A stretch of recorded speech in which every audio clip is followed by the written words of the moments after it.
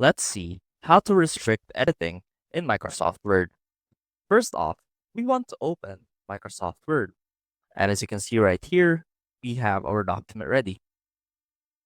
Now let's say that you want to protect your document from other people or people that want to change the contents of your document. Therefore, you want to put an editing restriction on your document. And to do that, simply click on the Review tab. And here under the text section, you'll be able to find Restrict Editing. Now, when you click on that, this window will pop up on the right. First, you can choose your formatting restrictions. And to restrict editing, head on over to number 2 and click on this box right here that will allow only this type of editing in the document. And so when you click on no changes, that will make your document completely read only. Therefore, no changes can be made into your document. Or you can also change it to comments.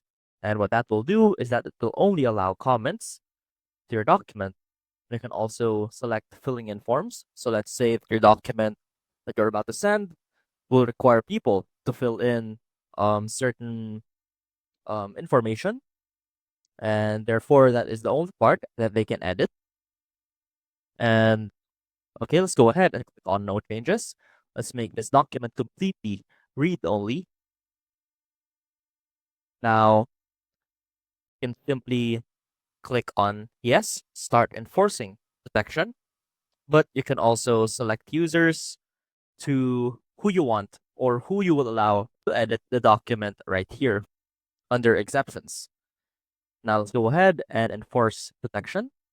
Now there are two ways you can enforce protection. You can either add a password or a user authentication. Let's say that we want to add a password to this document.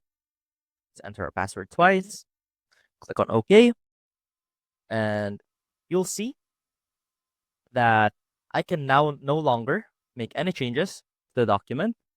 I cannot cut or delete any text. I can't also add a paragraph or anything. And that is how you can restrict editing in Microsoft Word.